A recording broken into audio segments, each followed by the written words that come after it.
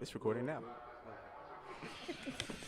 So I'm here on the corner of Andrew and Driver Street at the wonderful Rofhiwa Book Cafe here in Old East Durham.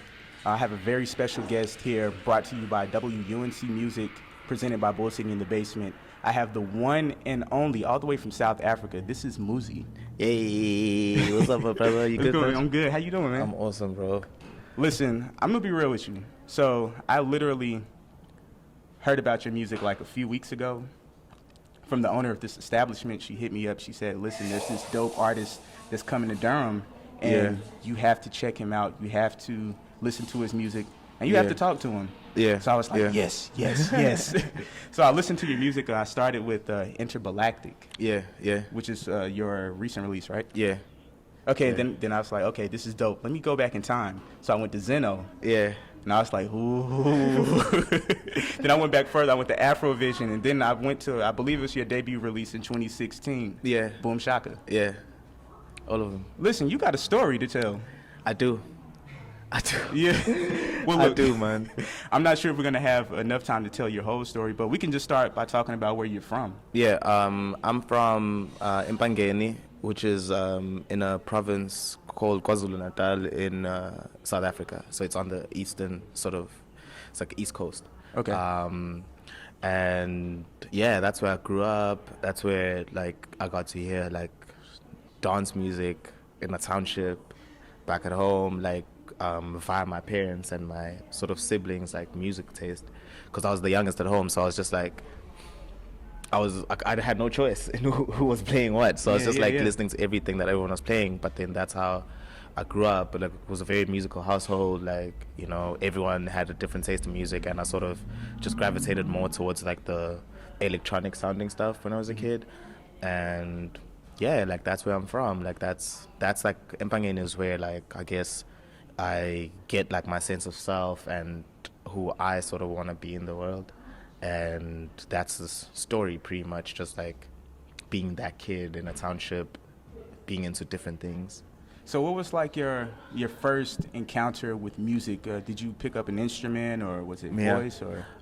It was more drum and vocal led, because around home there'd be a lot of traditional ceremonies, and the women played drums in traditional ceremonies at home. So that would be that's my first really, I guess, introduction into music, is the heavy drums that I was hearing during all these ceremonies and stuff. And I think even now that's what I'm trying to have in my music, that sort of choral, vocal-led, drum-led sort of music, because that's how I was introduced into it. And then after that, obviously it's the dance music that my dad used to play in his Toyota Cressida when I was a kid, and that informed my entire, or half of it, because my brothers were into hip-hop. So the hip-hop comes through with the whole confidence thing, because it was just really cool seeing black people do their thing on TV, and I fell in love with that part of it. But it was always just dance oriented, whether that was traditional dance or dance music.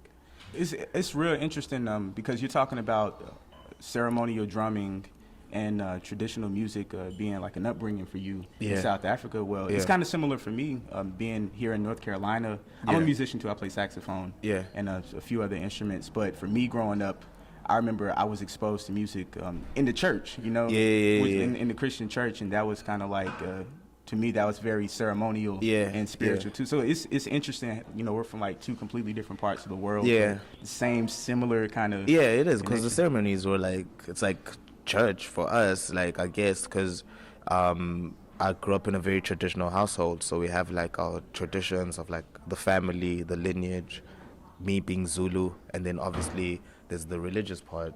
But for me, the music came from the sort of spiritual part of it, the tradition. Yeah. So I have another question. So for you, you're at an early age. Did you ever notice? Was there ever two sides that you saw? For me, it was the music in the church, and then also going outside the church and then going around the corner. It's like the not so very religious centered side, but it's like it's still dope music, and your parents might be like, listen, you don't need to go over there. But the music is like really hitting over there as well. Was it something similar? Or? Yeah. When I was a kid, it was just I was just hearing like it wasn't presented to me as like different. So my mom never really said I can't listen to that or I can listen to that. It was just like, because I was the youngest, I was just listening to whatever was playing on radio. So if it was like my mom's turn to control like what was being played on radio, we'd be hearing a lot of like gospel, opera music and stuff like that. If it was like my brother's turn, they'd be playing a lot of hip hop. My dad would be playing a lot of Daft Punk, Bump compilations, like house compilations, like, and I remember the first CD I bought myself was a compilation when I was 9. I bought a compilation of there's a big DJ in South Africa and producer called Oskido, and he had Oskido's Church Grooves 1, and it was like a house compilation, and I remember buying that myself. Like, so I was never taught like what to listen to and what not to listen to. It was just like ingesting the music in its entirety, which then I think like informed the part of me where I just try to mix it all up when I'm making my own music, because there was never like a partition of like, this is hip hop, this is this. I only got to understand that when I grew up, that I was listening to different genres. Yeah, and I guess it seems that seems different in itself. Speaking of genres, it brings me to this next subject.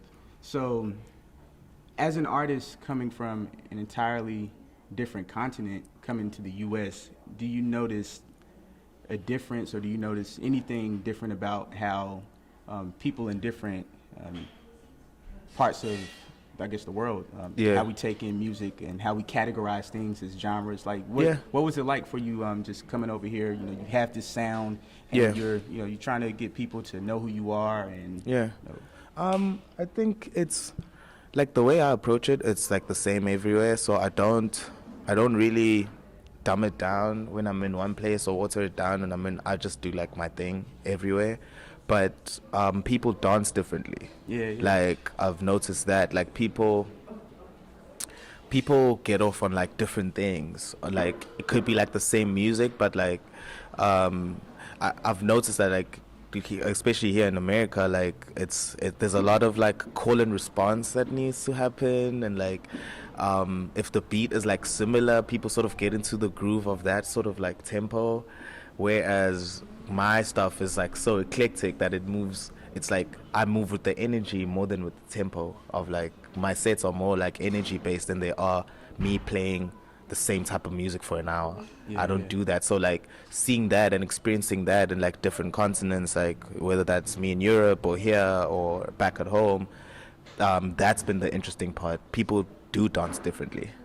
I was gonna say, like, when I listen to Intergalactic, and like literally the first 3 records, I'm like, okay, I'm listening as somebody that simply wants to enjoy music, but then it's like a musician in me. I'm trying to analyze and break stuff down. So it's like, okay, like I hear like core elements of house, or I hear core elements of electronic dance, and then it's like, oh, but there's like a little extra, like, what I'm saying, like a little extra sprinkle in it or something like that. I was like, yo, this is mad dope, man. Thank you, man. It's cool to just see how artists from all over the world can come together, and we may speak different languages, or we may dance different, but it's like we all can tell when something is hot. When we're all dancing at the end of the day. So it's like, as much as like people dance differently, like they all dance to it. And it's like the way I see it, right, like, is when I realized what I was like falling in love with regards to electronic music, and maybe like the confidence of like a hip-hop record, or me figuring out like who actually started like dance music, and all these black guys that were there in the early like 70s and 80s, like playing around with the same synthesizers. Like I had to almost like go back and start my story there, and realize that I'm part of that lineage too, because this is something that I love. So I start off with the Derek Mays of the world and the Juan Atkins of the world, and like try to move that story until it gets to me, and like that's been like the most like, I guess, surprising part of it, is like seeing those similarities with regards to how these guys were trying to break new ground then, and I'm trying to break ground now with what I'm doing, you know. So that's the beauty of it, is how we all sort of connect, even though we have like different backgrounds and stuff, but like there's a connection with regards to the music, because does it bang or does it not bang, you know. And I always try to make music that's like, that I think bangs to me, that I think is, if my sort of musical forefathers heard it, they'd be like, yo, this is fire. Yeah, and I feel like it should be like that, man. I think a lot of times, well, something that I feel like a lot of artists go through here in the States is push and pull between, I guess what I would call genre bending. It seems like genres have become like these pillars, and if you want to make it in the music industry, you have to conform to this genre. If you're gonna do jazz, be a jazz artist. If you're gonna do hip hop, be a hip hop artist. And anytime you try to like bend any of those genres, do you think the original jazz guys knew they were making jazz, or they were just expressing themselves? I think someone called it that. Is what I'm trying to get to. You know, like, so I've been really just like thinking about that. There are articles talking about jazz musicians not even referring to the music as jazz. Yeah. You know. Yeah. Like Louis Armstrong never referred to it as jazz. Duke Ellington, none of them ever referred to it. It was a term that was offensive. You know. I guess the terms help with like, and I've learned that here. Like the calling it a particular thing helps with the selling of it. Right. So I understand that. Yeah, I understand that part, like the marketing of it, and like so that people know what that is, and then they can get into it. But I guess the purist in me is more so just focused on the expression of it. Yeah. You know, and like people can call it whatever they want, you know. Absolutely. But like for me, all those guys like that I like look up to, all those black musicians that I look up to, it's like, it's more so just them expressing themselves, and that's where the sort of source is for me. It's the idea of, I don't think about the results of what it's gonna be. I'm just like honoring my feeling, and that's enough for me. You know. And I feel like you're honoring your ancestors as well, of course. Because you know, I think that a lot of times history paints these not so true pictures about our ancestors that seem very like closed in the box and one-dimensional, because they're trying to sell content. But we know the truth, you know. Yeah, of course. Like I don't come from like a lineage of like they weren't like scared, all that, you know. Like people, these were like strong people. Yeah, you absolutely. know what I'm saying? And it's like, I don't believe like some of these things, because I know like how my mom was, I know how my grandma was, I know what they were taught, and like I believe that, and I honor it, you know. And the best way of honoring it as an adult myself now is to live my truth and express that as honestly as I can, regardless of what people say. Whether they like it or not is none of my business. For sure. I'm honoring my gifts, you know, and that's enough for me. And then that's why like it makes it so cool when I travel, and it's like, oh snap, other people get it too. Yeah. You know, because it's like it's that idea of like, I don't know, man. It's as much as everything has happened around like the music and around arts and around like black artists and stuff, like I still find it super important to keep that thing intact, the actual art of it, the actual art form of it, you know, and not be like, I guess like engulfed by the content part and the creating part or whatever, but like stay true to my heart. Absolutely. You know, I've known this thing since I was a kid. I've known what I needed to do with regards to the art of it. You know, I don't know if I'm always doing the right thing with marketing. I don't know if I'm always doing the right thing with industry, but I know I'm always doing the right thing with the art. Yeah, man. It's a musician. He used to say all the time, take care of the music, and the music will take care of you. Of course. Always. Hey, always. Word. So look, I know, listen, you got a show tonight. And I feel like it's about to really be on and popping tonight at Pinhook, right? Yeah, Pinhook, yeah. Yo, that's really a great venue in this area. That's probably like, when it comes to sound and just like good sound quality, like one of the best venues in this area. I hope people come through, bro. Like, you know, like whoever's there, I'll perform for them. And like, that's how I've always treated it, you know. So I'm excited. It's a new place. I've never been here. It's my first time here. And I'm just excited to like, anyone that performs there is part of the tribe. Yeah, You know, like anyone that comes there is part of the tribe. So I'm excited. I'm excited about tonight, man. What's been your I guess since you've been here in the U.S., what has been your most memorable show? Like take us back. This is gonna sound like a PC answer, but it's not. It's just like the truth, because it's like my first time actually experiencing it. I've been open to every city, like, so that I can see it for like what it actually is, and not have I guess like an idea of it or a curated experience around it. So it's like every city has I've sort of learned about the cities where I've been performing. Some people dance more than others. Some people, it's more like it feels like you're in like a showcase. Like, oh, that was good. You know, some people like, it's like very like formal. Yeah. Other people are like as wild as me. And I guess that's been like the beauty of it. You know, like New York was crazy. New York felt like I was back in Johannesburg. New York's an like, interesting place. You know, like that was insane. LA was good. Oakland was good. Oakland felt like I was home as well. But like, it's just like all these places. Seattle was surprising because I didn't know that I had like supporters up there, and like that was interesting. Austin was interesting. So like there's all these places where I guess I just got to see, first of all, how big this country is, but I got to also see how much my music has traveled. To be able to hit all these different places and have like similar amount of people come out to these like different shows has been encouraging for me, because there's Antarctica after South Africa. We're at the bottom, geographically, you know. So it's like for the music to actually do that, thank God for the internet, you know. But that's been like the most, I guess, encouraging. So all of them, I have like things that I loved about all of the different places that I hit. So I have another question, and I know that we're closing in on time right now. Your time or mine? I'm joking. Yeah, that's right. Touche. No, do your thing, bro. I'm chilling. I'm gonna have ice cream or something. Like, I'm relaxed, bro. Yeah. So how has the experience of just traveling the world and meeting all different types of black people in different areas? Yeah. How is that experience, man?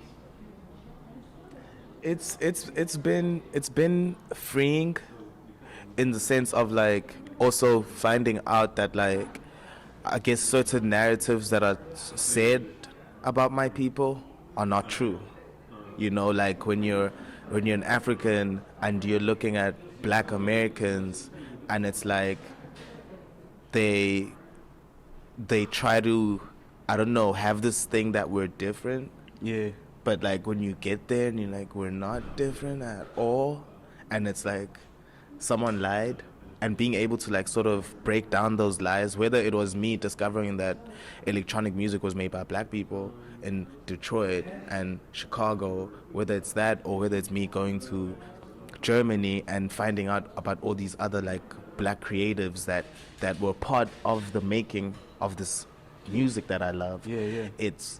It's freeing. Yeah. You know, because it's like I know I had to dig to find people that look like me doing what I love doing, but that digging has gotten me to a place of knowing that I'm pushing my culture. Yeah. You know, it's that part of it is like freeing, man. That part of like whether I'm chilling with Big Frida in Afropunk or wherever it is, like there's a beauty in finding out that I'm not making white music. I'm making black music.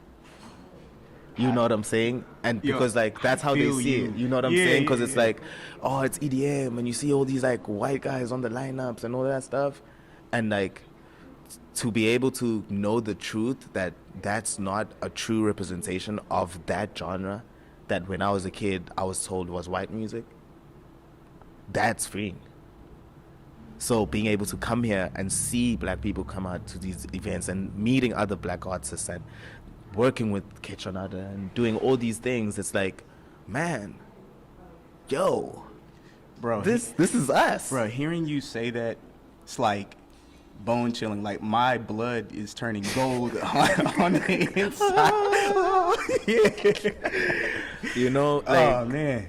Yeah, cause I think it was that for me, man. Like it was the most like when John told me, because John is like a music encyclopedia. So I would like ask him all these questions, and it's like when he told me that part, it's like, man, do you know how empowering that is? You know, like that idea, because when I'm growing up, I'm not seeing any black faces. I don't know there's a Derek May in the world. I don't know Strings of Life, that song. I don't know, like, the only black band I knew that was in electronic music was Faithless. And that was it, you know. And then you see Prodigy and you see Maxim like rapping, and you're like, oh snap. But like, and then it starts, the layers start like peeling themselves off as the further I went into it and the further I actually started digging. And then I was like, yo, it's us. Again. 100. Again. You know? And I guess with like the marketing of it, obviously, like it had to go to a point where I guess the white kids were doing what they were doing. But I kind of think that like that time is kind of done now, because I'm part of a like, I don't know, like a movement of these like dance music producers, black dance music producers that are holding the fort of that like soulful dance music. Yeah. You know, and as much as everyone adds on and it's all beautiful, I think that the representation part of it is as important. Absolutely. It's kind of like so thank you, America. yeah. It's like going back to what you said first. Listen, it doesn't matter what you call it whatever you want, but at the end of the day, you will know where this music comes from. You will know that it comes from a special place. So I totally feel it's real for me. So look, so for all of us, absolutely. You know, it's just like my expression of it just happens to be on, you know, someone else's expression of it is different, but it's like, it's that soul thing. Absolutely. So listen, it's a pleasure to have you, Muzi. Man, this has been a phenomenal interview. Thank you, man. I gotta ask you one more question before we peace out. I know you got the show tonight. Dude, when I was getting ready to come here, the main thing that was going through my mind was like, what am I gonna wear? Because I looked at your IG, and this is when me and the owner of Rofhiwa, she hit me up and she was like, yeah, listen, you gotta check Muzi out. So first thing I did, of course, listen to your music. The second thing, I went to your IG and I was like, yo, who is this fly dude? Like, you know, I'm matching with the mic, and I didn't even need to. The fashion is crazy. I was getting a headache at home, like, yo, man, I gotta be fly in front of this dude. Like, yo, he gonna have on the Afro-futuristic garments and. So what inspires you as far as fashion wise? Skate culture and my dad. Yeah, like my dad like wore a lot of beanies, a lot of hats, and just like I'm a skateboarder, so I skate, you know. So my cousin did it when I was a kid. I got into it, but I also got into like the simplicity of that style, of that street like fashion. You know, it's just like you find a good fit and you wear what fits good. So that's what I do. It's not really about like brand or whatever that you're wearing. It's more so how it looks on you. Yeah, I mean, because I'm looking at your fit now and I'm just like, yo, I don't know what brand this is, but I do know one thing. It's mad fly. Thank you, man. Thank you, bro. Absolutely. Well, Muzi, it's a pleasure to have you. Once again, this is brought to you by WUNC Music presents From Bullseat in the Basement. This is Muzi here at Rofhiwa Book Cafe. Check my man out tonight at Pinhook. It's going to be amazing. Do you have any last words before we peace out? It's a really nice bookstore. It is a really nice bookstore. I'm just like... But thank you for taking the time, man. I don't know. I can't really... what do people say? Yeah, check me out on Instagram, on Twitter. Nah, man, I'm good, bro. Well, look, how about we just throw the peace sign together? Yeah, like 1, 2, 3. Peace.